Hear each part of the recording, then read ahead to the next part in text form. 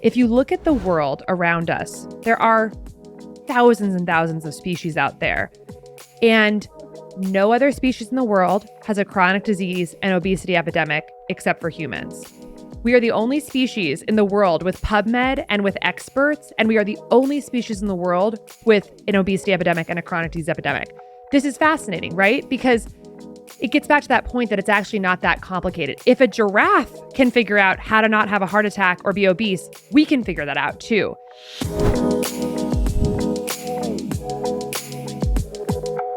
Hello, my friends. Welcome back to another episode of Better with Dr. Stephanie. It's me, your host, Dr. Stephanie Estima. And I have required listening for you today. And I don't say that often, but I really do mean it. My guest today is Dr. Casey Means. She's a Stanford-trained physician and co-founder of Levels. So she received her BA with honors from and her medical doctorate from Stanford, was the president of her Stanford class, has served on Stanford faculty. She trained in head and neck surgery before leaving traditional medicine to devote her life to tackling the root cause of why Americans are sick. She's been featured in the New York Times, the New Yorker, the Wall Street Journal, Forbes, Women's Health, and more. We start our conversation today talking about mitochondrial health, how it was passed down to us from our mothers and our foremothers and our ancestors before that, and what are some of the root causes that are keeping us sick, tired, and dependent on the current healthcare system. So this is a conversation whether you are living in the States, you are living in any Western civilization, if it's the NHS in Britain, if it's the healthcare system in Canada, if it's the pay service in the United States, this is a conversation for you.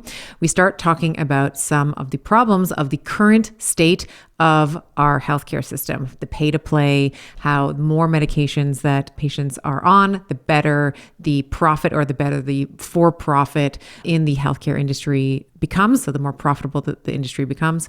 We talk about some of the things that are making us sick and tired. So we talk about molecular health and how we are chronically, we have too many calories coming in. We talk about light. We talk about kinetic energy. We talk about our sedentary lives and how that may impact our mitochondrial health. And we talk about thermoneutrality. So talking about the differences in temperature, so getting cold and getting hot. We talk about sleep. We talk about chronic stress. We talk about diet and medication. We talk about death. So as you might see, this is a very broad range of topics, but there is something for everyone. And I think that in this episode, in this conversation, you are going to get an abundance of knowledge. You are going to get an abundance of how-tos that are mostly no cost and low cost ways for you to get healthier wherever you are in your health journey, whether you clocked your first hour or your 100,000th hour, there is something here for you to refine and in your route to self-optimization. Casey is a friend and I always am delighted every time I get to spend time with her. So without further delay, please enjoy my conversation with Dr. Casey Means. Dr. Casey Means, my friend, welcome back to the show. It's so good to see you. Thanks for having me. We've just been chit-chatting up a storm, and I was like, we should probably get this party rolling with record, hit the record button and get on talking about your new book, Good Energy. If you are watching on video, that is a real background in Casey's, Dr. Means' background. She has a beautiful mock-up of the book, as well as some gorgeous wallpaper that we were also chit-chatting about before we got started. But we are going to talk about your love letter to the Western world, the mitochondria of the Americans and the Canadians and the Mexicans and anyone living in Europe, anywhere that's living in a modern society around what is happening to our mitochondria. And I thought we might start with a quote. This quote hit me in my womb space. So let me just read it out for you and for the listener. Modern life is an assault on our mitochondria, which means it's an assault on our ancestors, our mothers, and an assault on the creative, generative force of the feminine in all of us, and an assault on our animating life force. Oof. Oof. Yeah. Let's talk a little bit about how modern life and the environment that we are marinating our mitochondria in today are ravaging our capacity to create energy, our propensity or our proclivity for inflammation, chronic disease, all of the things that you outline in your book. Let's start there. Yes. Our most fundamental sort of foundational activity, I think, as humans is as miraculous transformers of energy. We literally take potential energy outside our bodies in the form of food primarily, and we can transform that energy through our bodies into a currency of energy that we can use to power our cells and power our lives. And I think one of the real messages that I want to get across to people is that, one way to look at the body is that it's sort of the bubbling up of the trillions upon trillions upon trillions of chemical reactions that happen in all of our cells every single second. And all of those chemical reactions, they require energy to happen. They require a currency to pay for all those chemical reactions. And right now, that miraculous transformation of energy from outside of us to energy we can use to fuel every aspect of our lives, it's broken. We have a metabolic disease epidemic, and that word is so clinical. It's like diabetes, metabolism, mitochondria, but fundamentally, this is about the flow and transformation of energy that is now broken in our bodies. And it's showing up as so much of the illness, I think spiritual, mental, physical, that we're feeling today, because that core source of our life force, our animating life force, is being dimmed. And it's being dimmed because of a very unique feature of recent modernity, which is that across all these different pillars of our life, and I love the way you said it, this world that our cells and our mitochondria are marinating in this last split second of human history, it just happens to be that across food and sleep habits and movement habits and stress and emotional health and environmental toxins and our relationship with light and our relationship with temperature, across all 7 of those, they're uniquely directing a sword, an arrow right at our mitochondria and breaking it. And because of that most fundamental, miraculous power of transforming energy from the outside world to energy we can use to power our bodies is broken. And that is the root of our chronic disease epidemic that we're facing today. And the healthcare system is completely blind to it. And they're blind to it because they're focused on an outdated, reductionist, fragmented, siloed view of the human body that made sense when we didn't really understand the deep cellular physiologic way that the bodies work. But now that we do, it needs an update to really see symptoms and disease from their core physiologic base. And that core physiologic base is mitochondrial dysfunction, which is metabolic dysfunction. And that's the reimagination of healthcare and individual health empowerment that I'm here to share in this book. And it comes from a real place of having compassion for our own bodies, because I use that word assault. The environment is assaulting our bodies. And the thing that kind of really gets me revved up and thinking about how that is sort of an assault on the feminine and the mother is that every mitochondria in our entire body came from our mothers. Mitochondria are uniquely passed down in a matrilineal heritage. And I truly, when I was writing this book, I sit in awe thinking of a literal unbroken chain through millennia of mitochondria being passed down mother to mother to mother in all of my ancestors, even pre-human ancestors, right? The chain could not have been broken for me to be here. And when the sperm and the egg meet, the sperm's mitochondria literally melt. It's just the mother's mitochondria that power every thought, every feeling, every business venture, every prayer, everything we do is powered by mitochondria that were passed down from our mothers in both men and women. And so this uniquely mitochondrial damaging world is blocking the flow, the cosmic flow of energy through us. It's an assault on that creative, animative life force. And I do believe in some way it's an assault on the mother little m, the mother big M, the mother that is the creative, generative force that powers all of this. So this is really a love letter to the mitochondria, a call to action for an empowered view of health, a wake-up call for what's really happening, and a call to arms for a metabolic view of health. Yeah, and I want to double click on that for a moment because I think that it is absolutely an act of rebellion to be healthy in today's society, because there are lobby groups and media companies and pharmaceutical groups that are actively conspiring to keep you sick and tired and dependent. And you know what? I'm just going to say it like that. I'm tired of saying, oh, that's not me putting on my tinfoil hat. My tinfoil hat has Swarovski crystals on it, and it's like adorned. Like that is what is happening, right? It is like hidden in plain sight. Klaus Schwab from the World Economic Forum famously said, you will own nothing and you will be happy. And then, of course, they've since deleted that tweet because it had so much uproar around it. This health crisis in the Western world, there's a parallel there, right? You will own nothing. You will not own your own health and you will be happy about it. You will be a dependent and you will be in the system for life. And the younger we can get you in, the better, the better off we all are. Not humanity, but the better the profits, the better the total control. And in your book, you say, and this is another quote I've sort of directly pulled, this is not a conspiracy, but a statement of hard economic reality that every patient should clearly understand. Your doctor and the entire system that they work within directly and unequivocally benefits from your continued suffering, symptoms, and sickness. So now, my Betties are, the people who listen to this podcast, we lovingly call them Betties. And then we sort of categorize them: light roast Betties, just want a little bit of light information; medium roast; and then dark roast. Like the more on the spectrum, the coffee spectrum you are, the more details you want. And I thought we might start with the healthcare system, how it is fundamentally broken. And I'll say, I have many friends who are medical doctors, such as yourself, who got into medicine with the most altruistic intentions, wanting to cure people, wanting to do better in the world, wanting to leave it better than how they found it.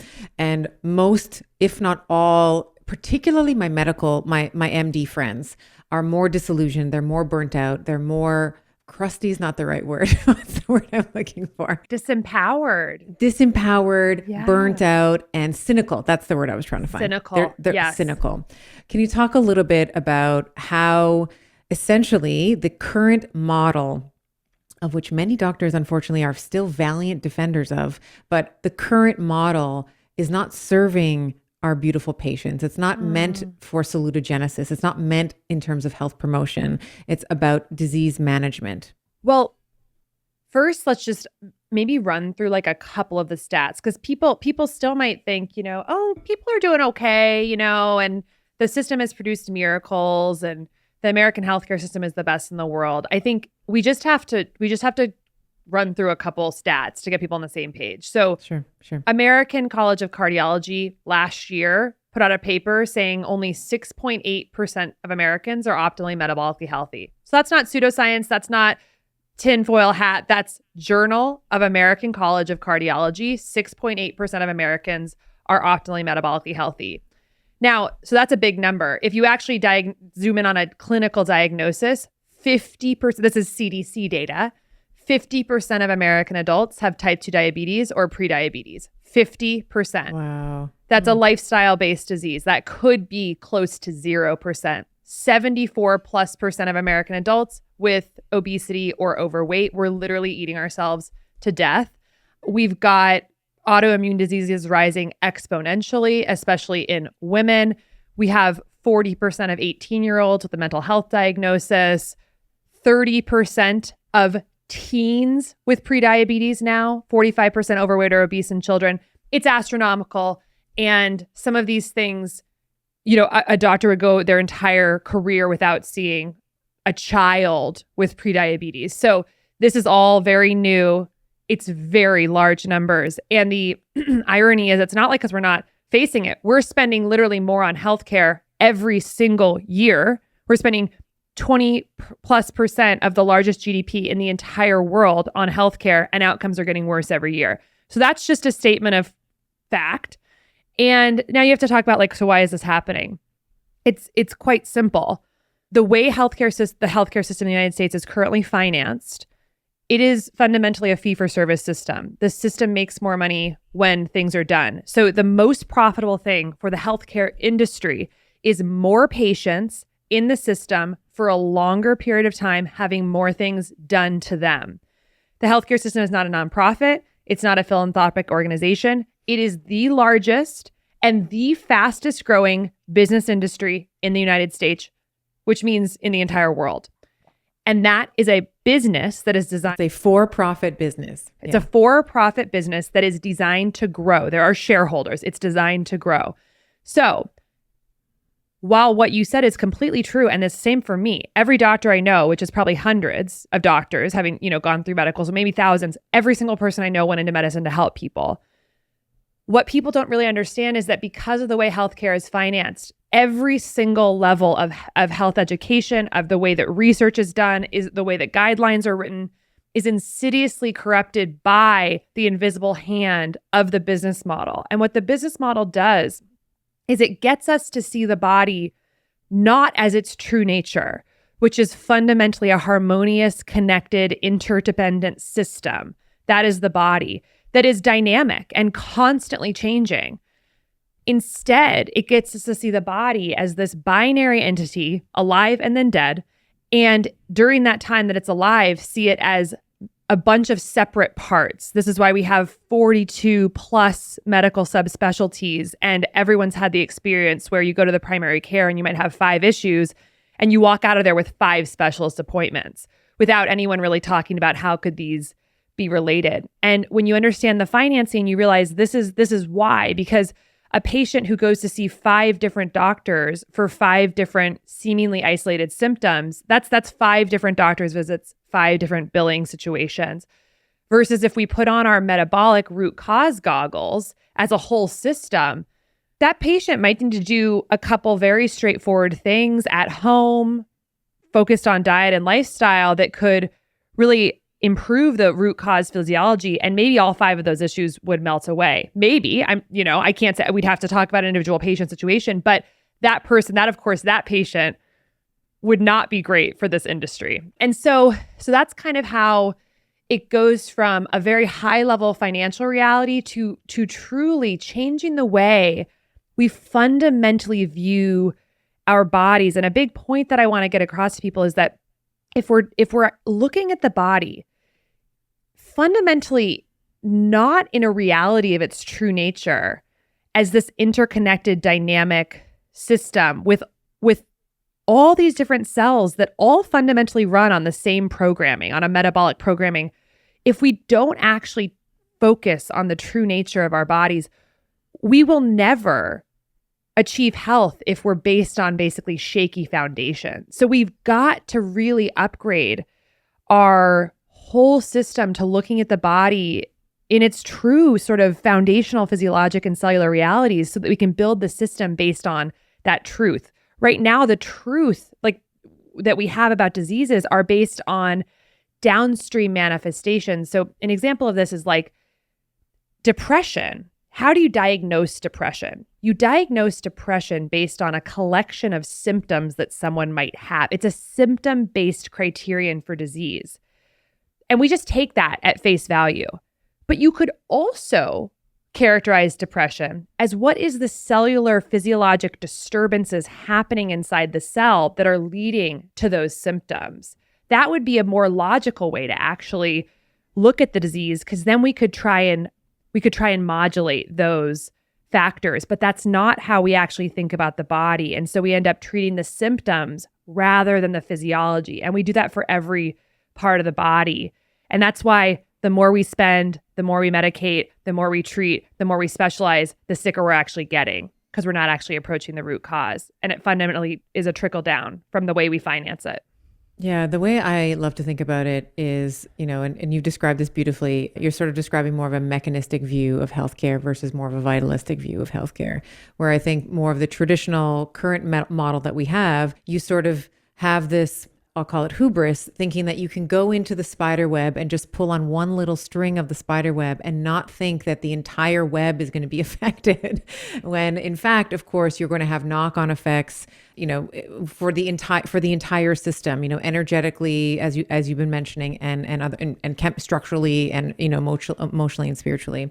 And I think that one of my hopes, even just in having this podcast for the time that I've had it, running almost on 5 years now, is this idea, and this is my hope, my sort of secret hope, not so secret hope, is that we will stop delegating our health to our pseudo parents, which is the government and Pfizer and whoever, which is, usually one and the same, right? Because we always have hands of, the CDC has their, they end up becoming, the head of, whatever pharma company as soon as they're dismissed or whatever it is. And so we know that these policies are not necessarily written in the best interest of the individual. It's usually, this is maybe the difference between macro healthcare and micro healthcare, like what is sort of good for the herd versus what's good for the individual. And what I really want, and I think that you have done so eloquently in this book, and your entire your platform is empowering the patient to take their health, like to really be the CEO of their own healthcare, right? It's like,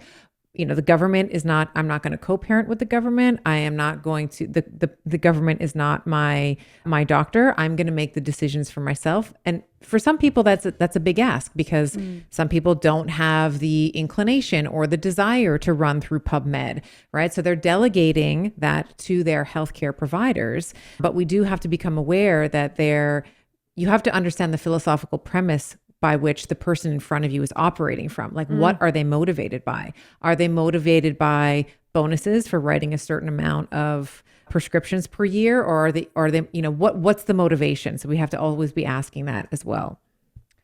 Absolutely. Absolutely. And that gets unpacked a lot in the book, unfortunately, how you take these great minds and put them in a system that doesn't have the patient's best interest in mind, and how it can really change the way we practice while still making the doctor feel like they're practicing like very respectable medicine, because it's totally guidelines based. And there are some very specific examples of that, how that happens, like how many promotions in medicine are based on how many RVUs a doctor generates, which are these relative like billing units, relative value units that are basically billing codes. And so obviously there's an incentive there for more billing codes, which means faster visits with patients, moving more quickly, getting more people in and out. So so then we focus a lot of the healthcare conversation on how do we improve efficiency of the system. And it all sounds good, right? Like, oh, we're going to have a more efficient system, but really it's just speeding things up to get more people through the doors.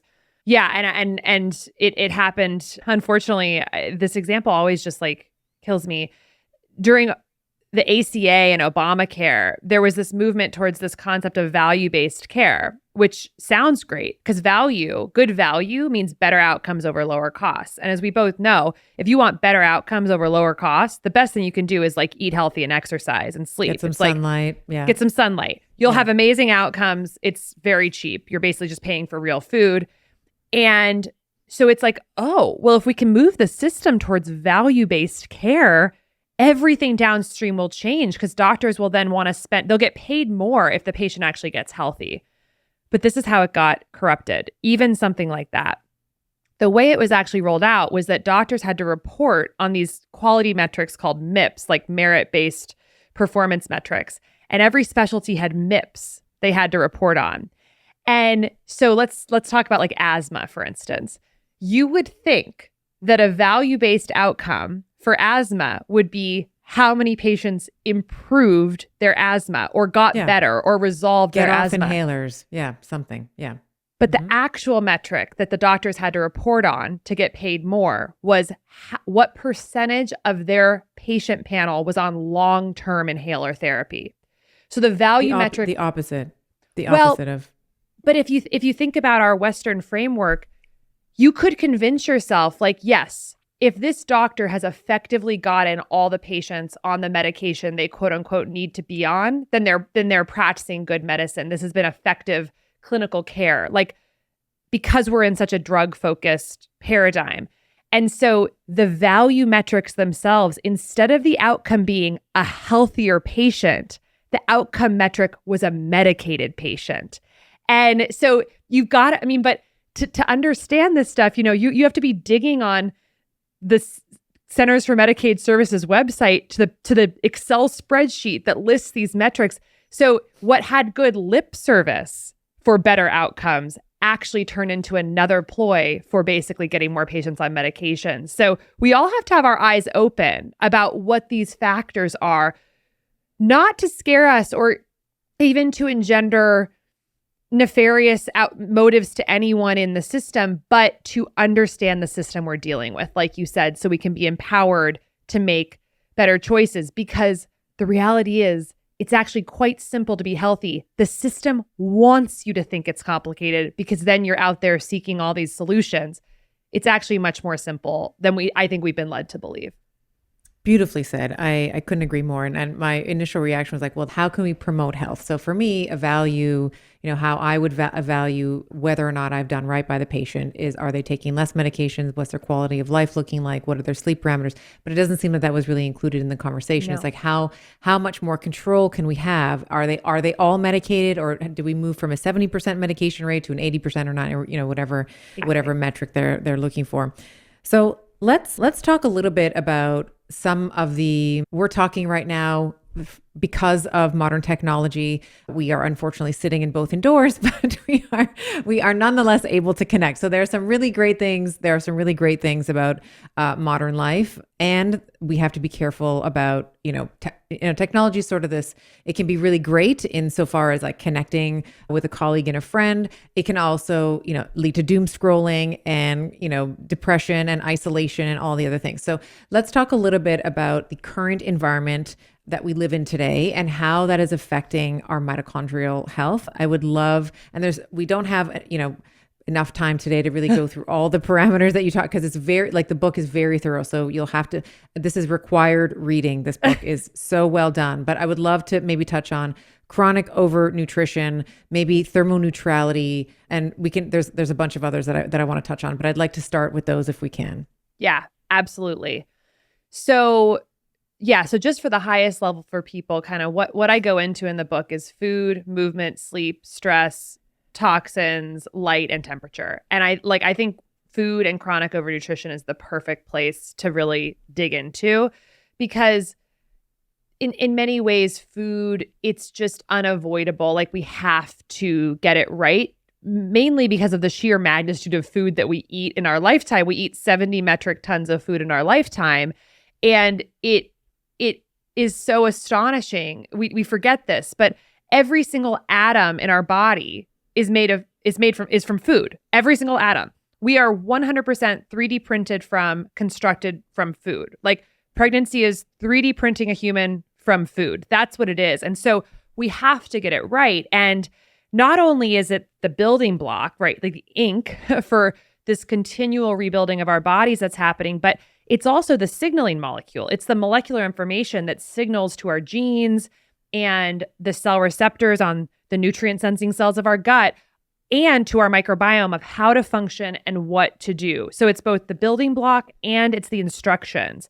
It is a language. Food is the language with which we communicate with our body about what to do. And right now, the food we're eating, 70% of it is ultra processed, made in a factory, just like chemical garbage. So the language, the words, which is heavily subsidized, which also makes it a cheaper Wild. option than, let's say, buying fresh organic apples or whatever. Yeah. Oh yeah. I mean, people talk about processed food being cheaper. It's not cheaper in any way, shape, or form. Like, if you're buying ultra processed food because it's cheaper, I love what Mark Hyman says. I think it's brilliant. He says, if you're buying ultra processed food, you are paying for it 4 times over, not hypothetically, in real life, no matter who you are at what income level. And the reason is because you're paying for the food itself, which is real dollars. You are paying taxpayer dollars to fund the farm bill subsidies that make that food cheaper. You are paying for your own healthcare costs for the diseases that will result from ultra-processed food, as well as for the healthcare costs of other people who are eating it. And you are paying with taxpayer dollars for the environmental damage that is resulting from growing food in a conventional way to make ultra-processed foods, which is decimating our soil, our water supply, and our air. So you actually are, no matter whether you like it or not, paying 4 times over for that food. So it's absurd. And the cheapest thing we could actually really do is to start buying real, organic, unprocessed food from the farmer's market. Marginally more expensive, maybe, and you're you're going to slash your healthcare costs. So the thing that's so interesting about our modern culture, and that we take sort of to be a given, is that we're insatiably hungry. We are chronically over consuming food against our biologic drives. And this is very interesting. If you look at the world around us, there are thousands and thousands of species out there. And no other species in the world has a chronic disease and obesity epidemic except for humans. We are the only species in the world with PubMed and with experts, and we are the only species in the world with an obesity epidemic and a chronic disease epidemic. This is fascinating, right? Because it gets back to that point that it's actually not that complicated. If a giraffe can figure out how to not have a heart attack or be obese, we can figure that out too. But the key is the ultra processing of the food. Because we're choosing this packaged convenience food, what is happening is that language that we're speaking to our bodies is confused. It's like a foreign language that our body doesn't understand. We're giving it mixed messages. And I love to think of food as communication, because if we communicate clearly, then the body will respond clearly, and it will do things like become satiated. Like it will produce the satiety hormones that will make you full. So we have to give it the inputs, and it will give us the outputs we want. And with ultra processed food, because it's nutrient depleted, with processing, it has depleted so many of the helpful nutrients and the language inside that food. And because it's grown in bad soil, so the food at a baseline has less nutrients, our bodies are basically sitting there still waiting for what they actually need, what they're actually expecting. And because they're not getting it from the garbage food, they will push you, your microbiome cells and your human cells, to continue seeking food until it gets its needs met. How do you get its needs met? You feed it real, unprocessed, organic food that came out of the soil recently and isn't nutrient depleted. So it's actually quite simple. No dietary dogma needed. No paleo, keto, carnivore, vegan. Real, unprocessed food filled with nutrients that your body's expecting.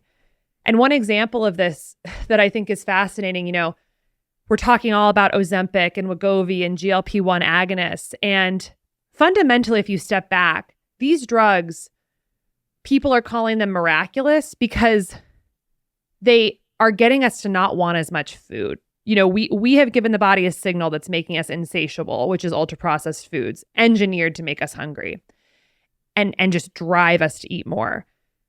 So we see this drug as a miracle in some way because it's somehow helping us get over these cravings that are causing so much pain and suffering in our lives. That's why these are on track to be the highest grossing drug in world history, because we are so suffering from our craving that's driven by ultra processed food. And what has not made it into the conversation even remotely is the fact that the body makes its own GLP-1. It makes the peptide that is in this injectable material. Yeah. And the way your body makes GLP-1 is that it's simple biochemistry. You have L cells in the gut. Those L cells in the gut have nutrient sensors. They're constantly scanning for nutrients.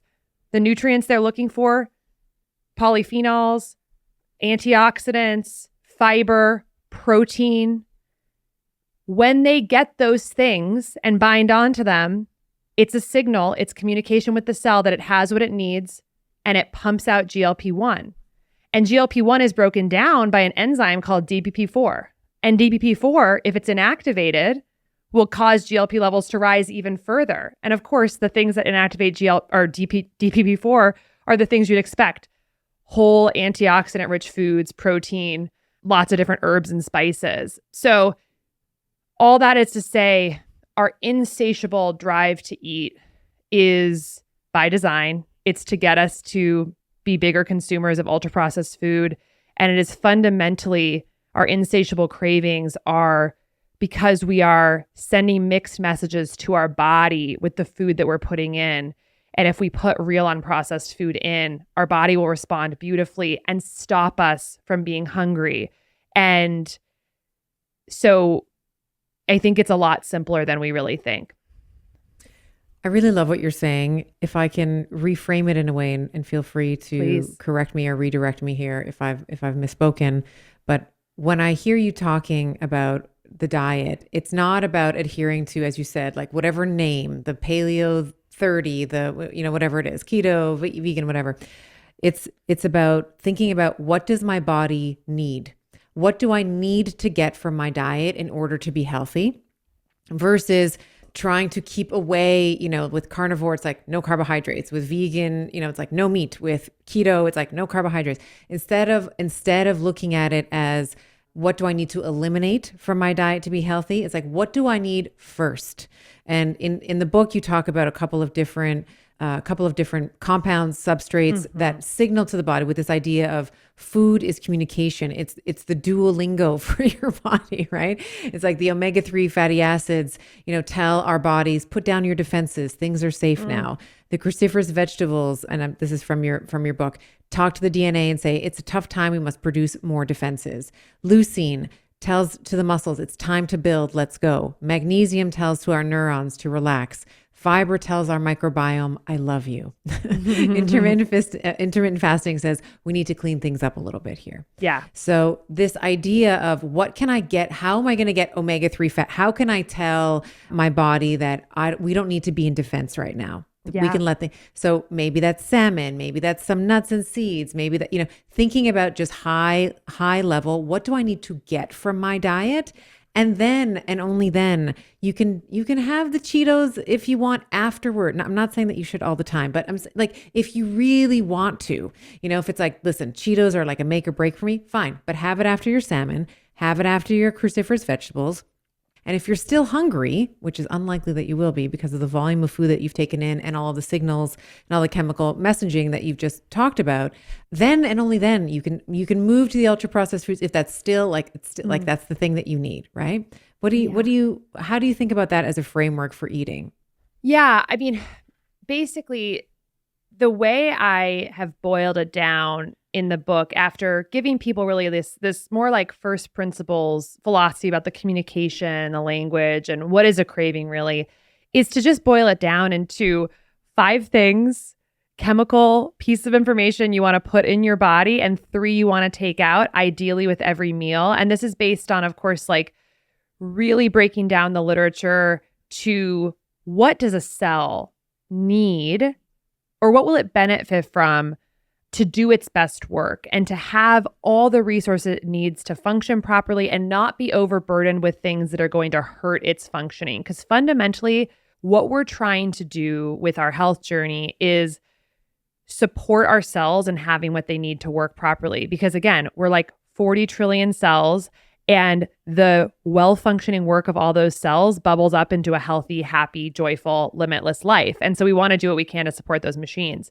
When I did look at that and boil it down, the 5 things that I think really everyone can benefit from in putting in all their meals is an antioxidant source, a probiotic source, a healthy protein source, an omega-3 source, and a fiber source.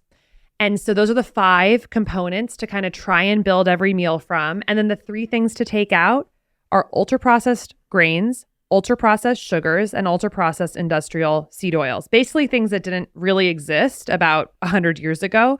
Of course, we had grains, but a smushed grain, a whole grain, is very different from an ultra-processed refined grain, which is like the true white flour that's been chemically separated. So 5 in, 3 out. And then, like you said, it's about understanding what are your favorite sources of each of those components. So fiber, I always keep chia seeds, basil seeds, flax seeds, beans, legumes at my house. They're always there. So I've got great fiber sources. Avocado, raspberries, also great fiber sources.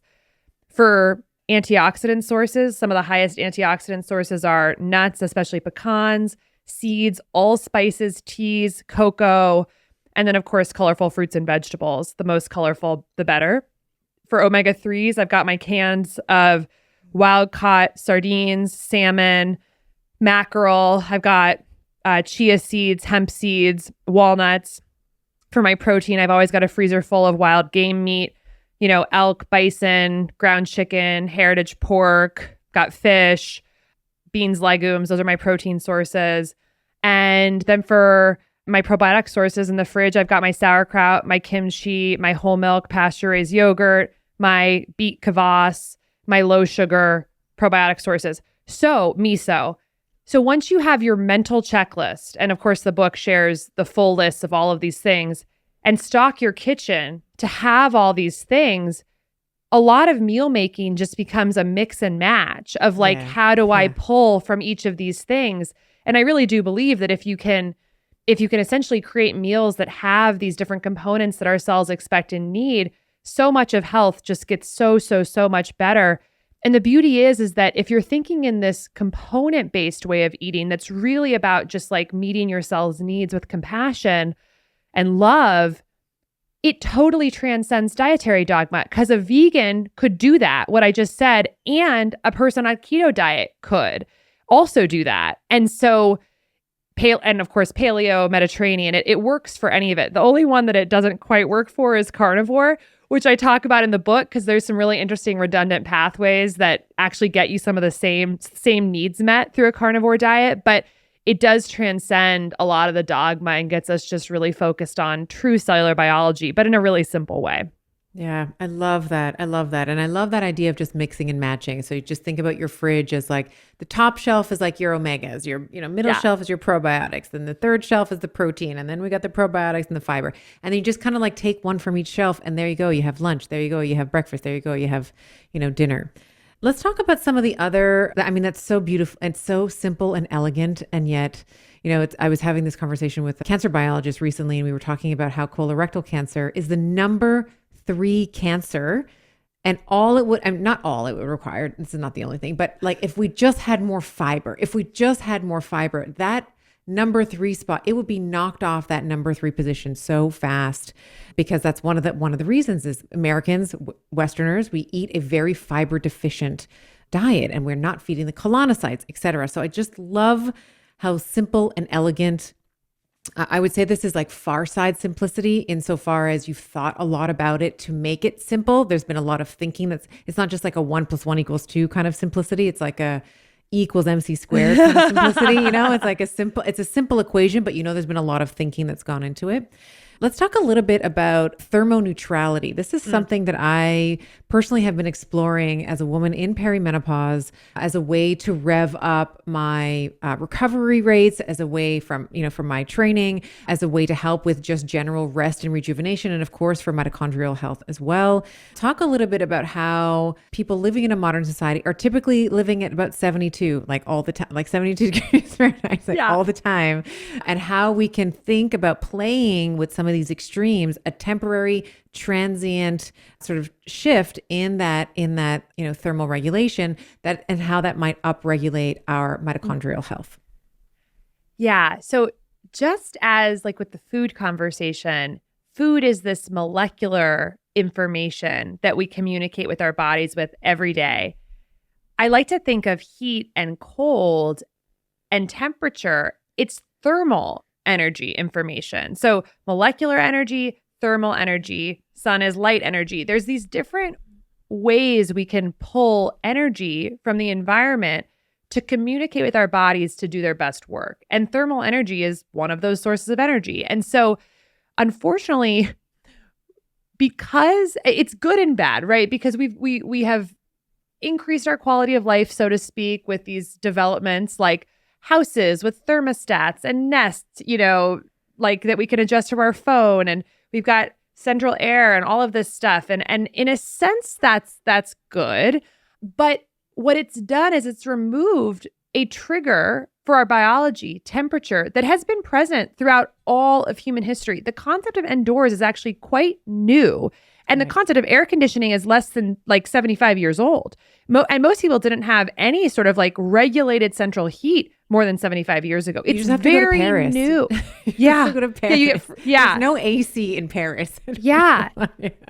So we take it all for like that this is normal, but it's actually so new and it's so disruptive to our biology. Mm-hmm. So if another framework to just put forward to people is like, if we want to be metabolically healthy, we want our mitochondria to be like working better. And it's really first principles approach to have more cellular energy kind of being made in the body. We want more mitochondria working more efficiently and processing more substrate. So any signal that you give your body that can like make more mitochondria, have them working better, and have them processing more stuff is all good.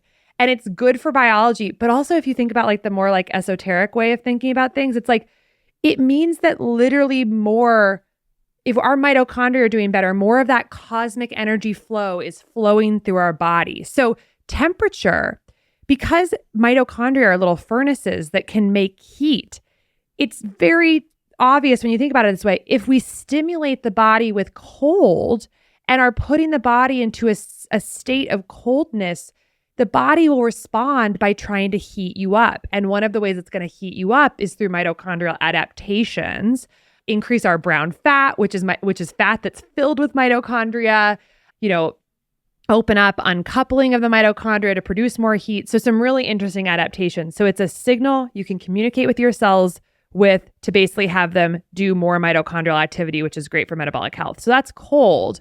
And then heat is fascinating because heat, through a different mechanism, can upregulate specific heat-sensitive proteins called heat shock proteins that have a really interesting sort of antioxidant, more protective effect for the cells that ultimately does also result in better mitochondrial function, but through a different mechanism. So we want to play with some of these swings in temperature as a way to push our body to do its best work. It's not about having the checklist of like, oh, I need 12 minutes of cold thermogenesis per week and 57 minutes of heat per week to be healthy. It's about talking to your body in a way to have it do what you want it to do and to adapt. And so to really get more into brass tacks here, I would say that if we've really nailed food and we've really nailed sleep and we've really nailed movement, I think temperature is a really fun one to play with, where we can do things like take cold showers. If we live in a cold area in the winter, you can get some friends together and jump in a cold stream or a cold lake. That's what I used to do in Bend, Oregon all the time. You can do something as simple as like taking walks in the winter without so much clothing on, layering, and that was really big for me too. Like when you start to realize that this is like a signal to your body, it actually changes our relationship with pain quite a bit. Cause I think before knowing all this, I was like, oh my God, if I'm cold, it's intolerable and I hate it. And it's like, I'm not happy. And if I'm too hot, oh my God, I've got to gotta fix this. But it's beautiful to think if you just change your mindset a little bit about what it really is, the thermal signal to help our bodies be healthier, then all of a sudden you start embracing the cold when you're maybe caught out in a colder day without your parka. It's actually like, this is an opportunity to give my body this stimulus that will ultimately make it healthier. And it totally changes the relationship with sort of the sensation. So there's ways you can do it really simply and cheaply. And then obviously there's like cold plunges, and many gyms now have cold plunges. On the heat standpoint, I love to take hot yoga classes. So instead of maybe taking a regular yoga class, I'll take a heated yoga class. When I visit my brother and sister-in-law in Phoenix, where it's like 110 in the summer, sometimes I will, take a walk when it's quite hot outside to kind of get that heat stimulation. Of course, I'll, make sure I'm not going to get sunburned, and I make sure I'm hydrated, but embrace the heat. And then of course, there's many gyms and facilities now that have saunas that you can sometimes access quite cheaply. So there's ways to do it that are affordable, and you can certainly make it social as well. Hot baths also work too. You can just get in the hottest bath that you can stand. Stay in there for as long as you can. You're sweating, even though you can't necessarily feel it. So you're still activating some of those pathways there as well. I actually really love what you said about changing your relationship with pain. One of the things I am most proud of this particular winter. So I live on the East Coast. So we get winter. We have all 4 seasons here. And I have not worn my winter coat once. So the only time I wore it was when I went cross country skiing, because I knew I was going to be out for hours. But what I did was I didn't layer as much. So normally underneath I would put like a turtleneck, and then I'd have like this other thermal layer underneath it, the base layer, So that's the only time that I wore my winter coat. But every other time I was in the car, I was walking to the gym, I was, going shopping, wherever I would, no coat. And part of it is because I think I've been cold plunging, and it actually has changed my relationship with the cold. I, like you, was always like, I'm always cold. My genetics are Mediterranean. This is not, Toronto is not the climate for me. And it's like, it's fine. It's actually totally fine. Like I was just, my psychological relationship and my physiological relationship with the cold has totally changed. And you don't need a cold plunge. to your point, No. cold shower, 2 minutes, turn the heat off, and you're good. Or you can soak in a bath, same thing. Just Love like that. no heat, get in there, a couple minutes, in and out. So low cost or, no cost in some way, in some instances. Like we would go out, my husband and I would go out, when it would snow, we just go in the backyard and like sit on the snowy grass for a couple minutes, So that's another way to do it as well. So no cost, low cost sort of barriers to entry there, if you will. I love all of that. So molecular energy, thermal energy, let's talk about kinetic energy. Let's talk about sedentary lifestyle. I've often said, and I love to work out. This is something that gives me a lot of pleasure. I enjoy it. It's something that helps keep me healthy, as we'll discuss. But one of the things that I will often say is it's probably not, if you just go and work out for 1 hour a day and then you go and sit for the next 12 or however many hours you're awake, are we optimizing here? Are we maximizing how our bodies are actually designed? Let's talk a little bit about the importance of movement. And certainly we can talk about muscles, we can talk about resistance training, but I actually just want to talk about walking, like the unsung hero of exercise and cardiometabolic outcomes. Can we talk a little bit about what are maybe the sedentary problem, and then what are some of the solutions like walking that we might think about engaging in? Well, one thing that I think is so interesting to realize is that we are the only bipedal organism on planet Earth. Like we walk on our 2 feet, and that's pretty amazing. And yet, in recent history, we have chosen to create our lives in which we sit over 80% of the time. So we have these beautiful, miraculous capability of being able to stand on 2 legs and walk. And yet we've chosen to confine ourselves to a chair and sit like literally close to 100% of the time. It's astonishing. And I think it's not only, I just feel like almost an insult to our miraculous capabilities as humans to be mobile, but it's also just so tough on our biology. And spoke to this idea that just exercising for like 1 hour, even 2 hours a day, it's not the same as being sort of a body that's in motion all the time. And this is one of the key things I think we need to internalize, that this is fascinating. We have more gyms than any country in the world, and yet we are among the fattest countries in the world. So the more gyms and the more Barry's Boot Camp and the more Soul Cycle, it's not making us thinner. And I think the reason is because we have so overemphasized this modern concept of exercise while not actually responding to the overwhelming change in our just day-to-day lifestyles, where we have become fundamentally at our root sedentary. The reason this matters for our metabolic health is because it all comes back to the cell. When you move your muscles, even in the lowest grade activity like walking or dancing or doing some air squats, any muscle activity is going to cause an intracellular signaling cascade that ultimately pushes glucose channels to the cell membrane. So glucose channels normally live inside vesicles inside the cell. They're not at the cell membrane letting glucose in. And 2 things basically stimulate them to come to the cell membrane: moving and insulin. And so even if we stand and walk for 2 minutes, we are creating a signal to the body to push the glucose channels to the cell membrane, take up that glucose and use it. So imagine 2 different people. One person who every 30 minutes gets up and walks for 2 minutes throughout the entire day, just walks for 1 to 2 minutes or does a few air squats every 30 minutes, versus a person who sits all day and then exercises for an hour at the beginning and the end of the day.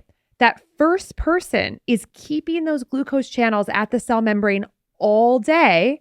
The second person is not. They're going to have benefits, of course, from the exercise, but their body that whole day has not been metabolically primed in the same way. And so what we need to do, I think, to get healthy is it's not moving away from the benefits of exercise, which are plentiful and numerous, but it's adding to the conversation a reimagination of what our daily modern life can look like, where we take activities that we now default to sitting and think about how to do them moving.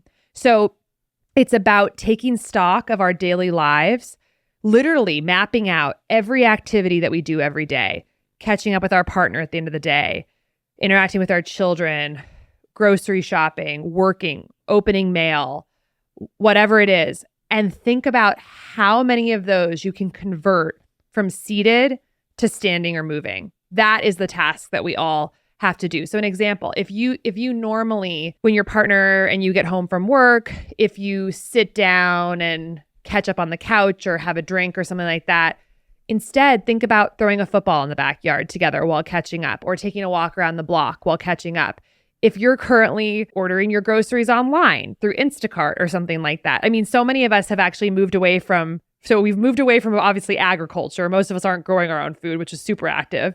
At least we were going to the grocery store and walking around the grocery store and walking from our car to and from the grocery store. Now we're literally just clicking a button and doing it. We've just made it so sedentary. So we have to figure out a way to make that more active too, which may just mean, okay, if you're going to order from Instacart, do it at your treadmill desk. Treadmill desks are now $120 on Amazon, and the data on them is actually profound. So taking stock of our lives, making more of our activities mobile. And there's like a fancy word for this, which is called NEAT, which is non-exercise activity thermogenesis, which refers to any activity where you're moving that's not intentional exercise, like a bout of exercise.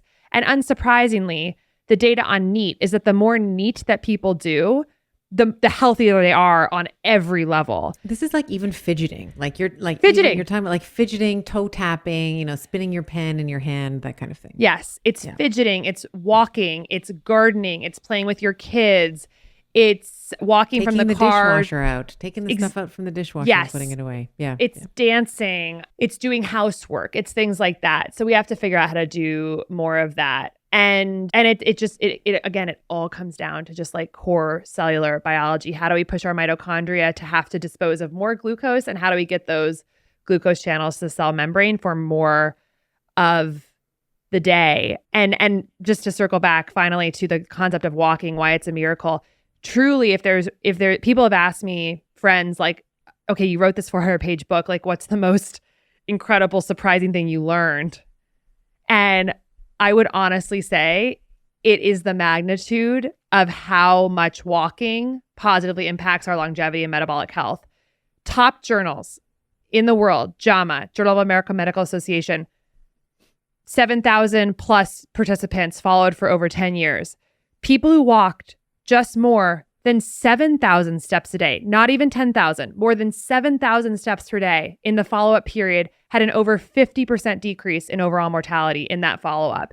You look at other data, again, thousands of participants followed for many, many years.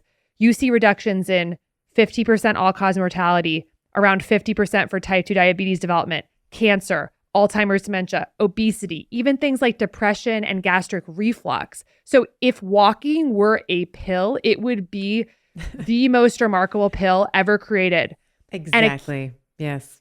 And I just want to make a clear point to people. It's not just about the walking. I don't believe it's about the physical act of steps. It's a proxy metrics for moving your body more throughout the day. We are grossly underestimating the amount we are moving. They've done studies with people self-reporting how much they move and how much they actually move based on wearables, and we are very much underestimating. So I would highly recommend, even for a short period of time, get the wearable, hold yourself accountable to at least 7,000 steps a day, work up to 10 to 12,000 steps a day every single day. It's truly, I think, the best medicine there is. And even most phones, like the health app on your iPhone, if you just put it in your pocket, you probably already have the phone. Maybe you're listening to this podcast on that phone, pop that in your pocket and it's going to be swinging with your leg every time you take it, so right. I'm a big fan of I have the Oura Ring. I use it actually more as a pedometer now than I do anything else. And my sleep, it tells me about my sleep as well. But that's my metric. We had an under the treadmill desk. It got broken. It broke in the move. I was very upset. But then we've invested now in like a treadmill with like a prop, like a Nordic Track or whatever it is. Not that I have any affiliation with the company, just that's the one we bought on Amazon. It was the one that was quickest. And then we bought this desk thing that goes, I don't know what it's called, like a Very Desk or something. Mm-hmm. It goes across, so it attaches to the arms of the treadmill. So now I have a desk there. And so I just put my laptop on. So while I was actually preparing for our conversation, I was looking at my old notes from when you first came on the show. I was listening to some other, interviews that you had done on YouTube and such. And I was just walking. I was getting my steps in that way. I love that. I actually looked at this literature. I was doing a issue for our newsletter, the Mini Pause, and we were looking at exercise snacks. So just what you're talking about, small little movements through the day. And when I was looking at the data, when we looked at continuous versus accumulated exercise, so the accumulated is the like small little bursts of movement through the day, they had better outcomes than those who had gone to the gym, done the hour or whatever, 90 minutes, whatever it is at the gym. So they all lost weight. They all improved their body composition, but they had better outcomes with their lipid profile, and they had better outcomes with their cardiovascular markers, their inflammation level, all of the things that we're kind of looking for. And I think that you're alluding to when we're talking about this, overall mitochondrial health is like, how can we bring down chronic low-grade inflammation? How can we help our lipid profiles over the long term, et cetera? And it's just from breaking up and it's the exact same workout. It's like the same workout done in an hour versus that exact same workout broken out 10 times over the day for 6 minutes, right? Exactly. It's much better for us to be always moving. And one of the things that I do, I'll just share this with you and anyone who finds it valuable. When I am making dinner for the family, I'll get the kids sort of involved so they kind of they can see what they're making, because I find when they see what they're making, they tend to eat it rather than me just putting it in front of them and they don't know how it was prepared or what it looked like when it was raw and everything. But we'll do 50 air squats, 50 push-ups, and 50 jumping jacks. So like we'll do that all together as we're like stirring the meat for the tacos or like whatever we're doing, right? So that's our little game that we play with the kids. It's like 50 air squats, 50 push-ups, and then 50 jumping jacks. So we'll do that together. That's our little exercise snack meal prep fun that we do together. That's incredible. That is quite a snack. I love it. My poor boyfriend, he's going to get a wake-up call tonight. We're going to be doing jumping jacks in the kitchen. Oh, you want tacos, honey? This is what we're going to do for tacos tonight, right? Oh, my gosh. A couple of the things I wanted to touch on, again, low cost and no cost. One of the beautiful things that you said in the book is that we are sunlight, like our molecules are made from sun. Let's talk a little bit about the influence of artificial light and how we can redirect or recalibrate our circadian or our diurnal rhythms with actual light exposure, not just the overhead stuff, not the stuff that's lighting up this podcast room. Tell me how we can get more sunlight and why that's important. Yeah. Oh, I'm so in awe of sunlight. And I think in part it's because it's like an awakening after growing up in a culture where we've been told to fear sunlight, and just to kind of wake up from that slumber and realize like the whole reason life exists on this planet is because of sunlight. And sunlight is such a miraculous part of our biology for two main reasons that I think we just must appreciate so that we stop demonizing sunlight. The first is so incredible to me is that all the energy that we're talking about mitochondria, we're talking about how we convert food energy to cellular energy to allow us to function. But when you step back a little bit further, it's like, where is that food energy coming from? The food energy is coming directly from the sunlight. When sun hits the chloroplasts of plants, high school biology 101, that plant stores the sun's energy that traveled 92 million miles through space. It stores it in the carbon-carbon bonds of the molecules the plant makes, like glucose and starches, and then either an animal eats that or we eat that. And ultimately, what we're doing with metabolism is liberating solar energy that traveled almost 100 million miles through space to power all our thoughts, all our feelings, all our good actions, everything. That's it. And so pretty freaky. We are so intimately tied to the sun. It's hard to even process.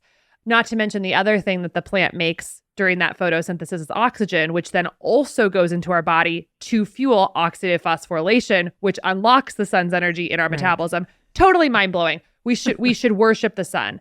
The second piece is that we are diurnal animals, meaning that we are on our biology is two-phase biology. We cannot get around it. We have certain biologic activity that happens during daylight hours when the sun's photons are hitting our body, our skin, our retina. We have certain biology that needs to be activated when it's dark outside.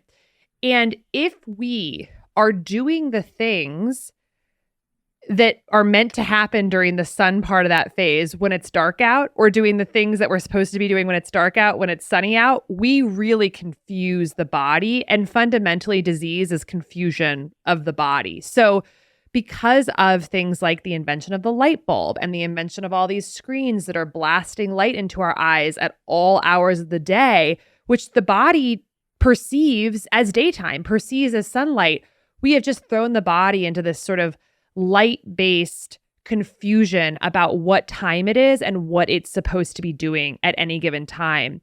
And our circadian biology, our genes that are literally fundamentally activated by time of day, they need to be stimulated by thoughtful light exposure to know what time it is. And I love to think about this idea that like our cells are living in the dark all the time. Like inside the body, it's dark.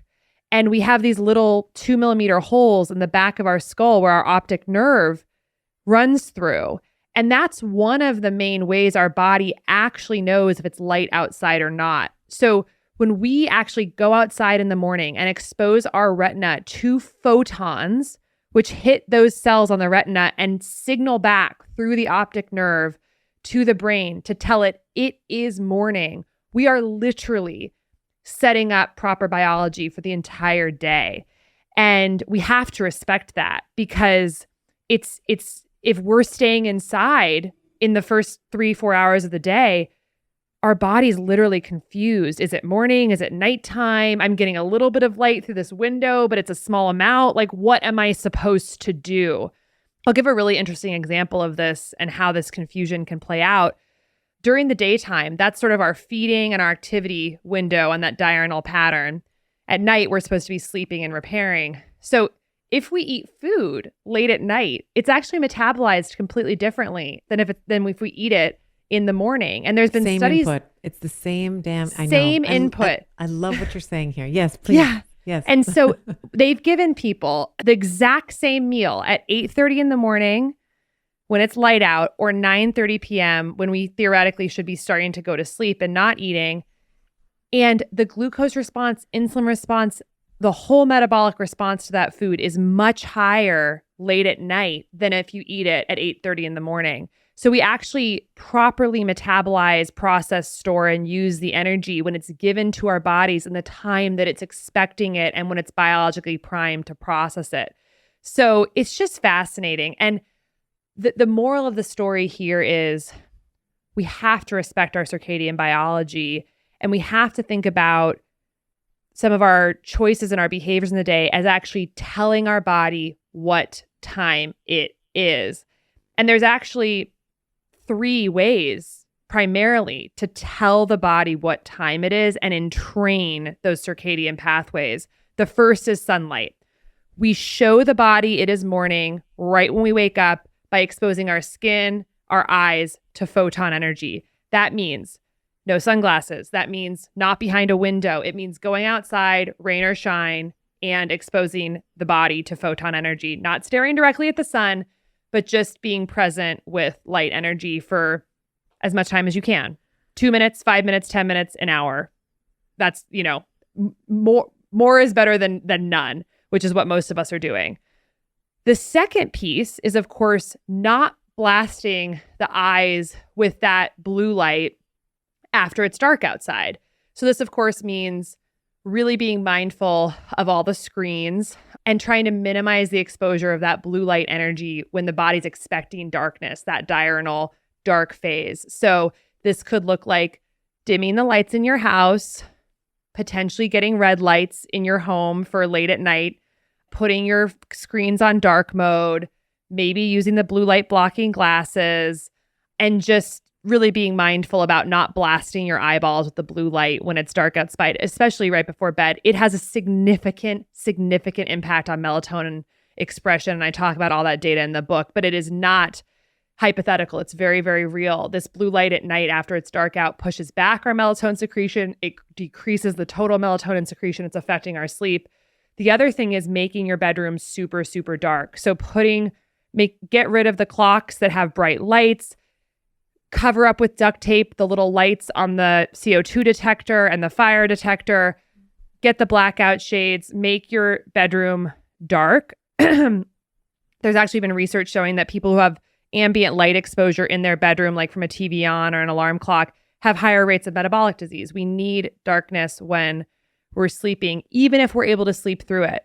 So that's sort of the light piece. The other two, which I won't go to in as much detail, but the other ways to really tell your body what time it is consistent sleep schedules. So going to bed and waking up at consistent times each day. I was astounded by the research on how important sleep consistency is. There's quality, quantity, and consistency. And consistency is the one I'm worst at. And I realized it's deeply important. And then the third way is meal timing. So just really trying to eat in a more thoughtful, regular pattern. The average American now eats over a 15-hour period, 11 eating events per day. So the body's kind of always getting the signal that it's feeding time. And we need to tighten that up and be more discreet with when we're eating and just make sure the body feels like it's on a schedule, because our biology works better that way. And I'll just close with one last fact from the book that I thought was fascinating. Americans spend 93% of their time indoors, which means we're spending 93% of our time inside a box away from our source, which is the earth and the sun. And I think that not only is it a circadian issue, that is also a mental health and spiritual issue. Like, we are trapping ourselves, no matter how beautiful our homes are, inside a box when we are from the outdoors. And it's just, we need to spend more time outdoors. And the research is clear. The more time you spend outdoors, the healthier you are. So make it sort of a metric for yourself that you track, add it to your wellness metrics. How much time, hours per day, am I spending outdoors? Are my children spending outdoors? And again, just like with the walking, take stock of your daily activities and figure out certain activities you're doing inside and move them outside. Chop your vegetables outside. Open your mail outside. Do things you're doing inside, do them outside. It's good for the spirit. It's good for our mind. It's good for our circadian biology. It's good for our metabolism. One of the through lines that, as I'm listening to you talk, and certainly as I was hearing your voice, as I was reading the book, is this reverence that you have for the body. And I just want to honor that and make sure that we say that on the show, because you speak with such respect for the pathways, the passages of time, mechanistic and vitalistic pathways. I just want to thank you for that. I just wanted, the last question I'll ask, which I think is a great one to close on, is you talk about some of the things that we could do right now to fix our health and our food and the system. One of the things you say is this idea of fearlessness is the highest level of good energy. And you talk about, you shared the story of your mother's death and how she was treated and the decisions that you made and how you yourself were so maybe wrapped up in death. And I think potentially why you became a medical doctor as well was to, and I think we all sort of do that. It's like, I want something to control. What can I control? I will become a doctor so I can control that outcome. Can you speak a little bit about how it is maybe our most fundamental job or lesson as a human to take stock of these persistent fear triggers of our life? Maybe the people who are telling us to be scared, people are telling us to not go outside, people are telling us not to move, people are telling us all of these things, and how letting go of the fear or just being okay with the uncertainty is, part of our life's work is to become okay with death. Yeah, this is the last chapter of the book. It's by far my favorite chapter. Fearlessness is the highest level of good energy, because I think that we need to realize that the body, it's sort of a zero-sum game with resources, like where we channel our energy, and this precious energy. We're already underpowered because of metabolic dysfunction. And we are now, in our modern world, channeling so much of our energy towards fear, towards stress, and towards essentially pathways in the body that are going to prime us towards defense pathways and inflammatory pathways. inflammation is the body's threat response. And we are all, Americans are chronically inflamed. That is so deeply tied into metabolic dysfunction. And your cells hear every thought that you think through the way it's translated through biochemistry, through hormones, through our nerve impulses. And if we're projecting our energy towards defense and alarm, we are going to be channeling it away from thriving and repair and just totally that limitless health that we're striving for. So I think realizing that so many industries benefit off of us being petrified, part of this fear industrial complex where we are constantly getting fear-inducing media through this little device on our hands that we literally have with us at the dinner table. We have it with us when we're with our kids. We have it with us within 3 feet of us when we fall asleep at night, that literally can project to us the fears of 8 billion people around the world through a little device in our hand that's always with us. That is so unnatural. And we need to realize how unnatural that is. We've got the pings, we've got honking, we've got, we're hearing about war every day and pandemics, and it can seem really scary. And all of that is being channeled into our cellular biology, pushing us towards these defense pathways, biochemical fear, which is chronic inflammation, and away from our ultimate thriving. So our job, whether we like it or not, is to take stock of every element of our life that may be causing fear and find a way to create a sense of safety inside our mind and body. And that is a tall order because there's a lot of different pathways of fear coming at us. There's, of course, the phones and the media and the social media and the algorithm.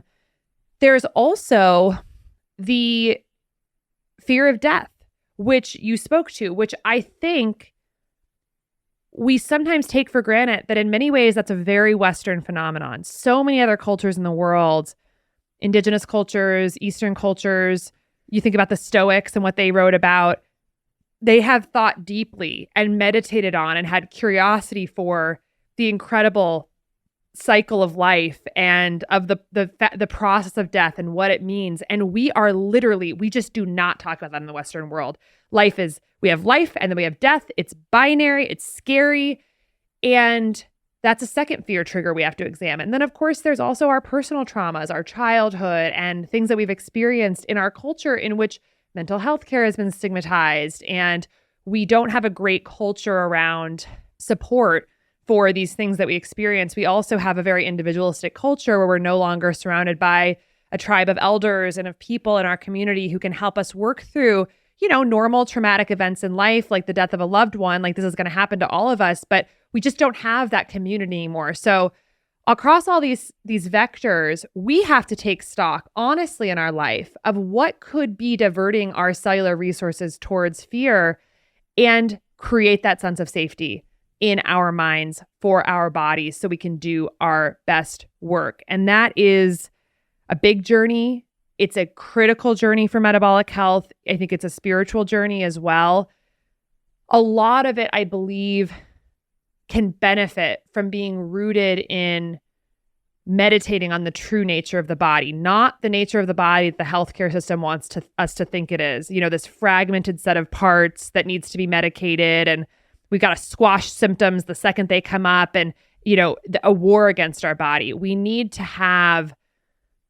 We would benefit from total reverence for the miraculousness of this body that we have. Like, it is a near statistical impossibility that we are alive, that matter exploded out of the Big Bang, and that we're living in an eternal, infinite universe, and somehow matter has swirled together to become each of us, which is not separate from everything else. We are totally connected to everything. And we just have forgotten all of this, that we are this a conscious miracle that is so smart and so in touch with everything. And so kind of reclaiming our miraculous power as statistical near impossibilities that in my worldview, each of us, is a wave from this eternal universal source of God. We're all a part of it. And I think kind of really getting back to that and realizing we're a part of an eternal cycle and really recapturing our sense of connection to everything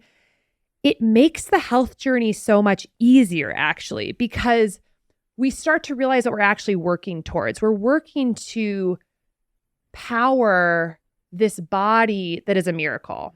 And we are working to respect the mother. We're working to respect the alchemical, continual creation of this form that is once an eternity. And we're not going to let forces that want to exploit that form take advantage of us. So just rooting it in something a little bit deeper than like protocols or hacking or optimization, but actually rooting it in like true and utter awe.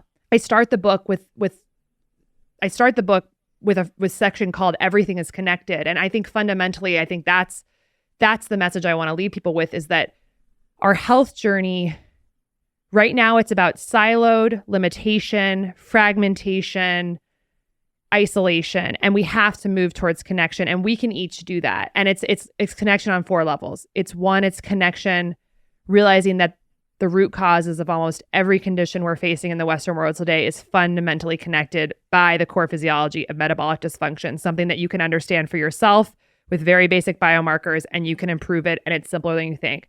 The second piece of connection is realizing that on the molecular and energetic level, we are fully connected and constantly recycling with soil, water, air, sunlight. We are totally connected. We are not separate. We are one and the same. Third piece of connection is that our biology requires in-person loving connection with other people. That is not a negotiable for our biology. We need to be around people that we love, and that is actually creates hormonal changes in our body that are necessary for metabolic health. And we should reject anything like, oh, we need to be socially isolated for years at a time. We saw what happened with that. That is, we cannot be isolated. We need to form community and really put that as part of our health journey. And the last piece of connection is the one we just sort of spoke on, which is like this eternal connection between life and death in an eternal cycle that we're a part of, that I don't think is fundamentally anything we should fear, but which is weaponized against us if we don't examine that. So really just moving the health journey towards one of connection and so much awe, because each of us is a miracle, and we do these health journeys to honor this precious opportunity to be alive. I am speechless at how powerful and beautiful that was. Thank you. I think this is there's books, I see a lot of books. I see a lot of book proposals. I see a lot of people. I read a lot of books. And this book is required reading. I think if you really want to understand where your place is and some of the different tangents, the different vectors, the different forces that are acting upon us to keep us sick and tired and unhealthy, this is the ticket insofar as to freedom from that and breaking free of the mold. And yeah, tell people where they can find the book. We are releasing this. We're releasing this conversation the week that the book is coming out. Tell them when it's coming out, and then where they can find you, your newsletter. I know you have I'm a subscriber to your newsletter. I don't know if you know that, but I get your newsletter every week. And so tell us a little bit about where people can find you on the interwebs, Good Energy, all the places. Oh, thank you. Yes. So Good Energy is, wherever books are sold, Amazon, Barnes & Noble, local bookstores. It comes out May 14th. And to find me and more about the book, CaseyMeans.com. That's where I really put everything, and all my social links are on there. I'm at Dr. Casey's Kitchen on Instagram, and my newsletter is called Good Energy Living. And I pour my heart and soul into that every week. And you can sign up for that on my website as well. So those are kind of all the places to find me. Casey, my friend, Dr. Means, thank you so much for your brilliance and your focus today. I feel like I have had my communal fix today, spending time with someone that I love and respect and revere as well. And we will make sure that all of that is clickable links in the show notes. This has just been such a fantastic conversation. And even just the work you and your brother have put into this book, I think we have to underscore the amount of literature that you have gone through and the deductive and inductive sort of conclusions that you've made around where we stand and where we can go. I think this is a vision, even though there are some dire stats in there, I think this is a vision of hope for the future in terms of what humanity can really look like. So thank you very much for your work. This is just excellent. Thank you so much. Thank you.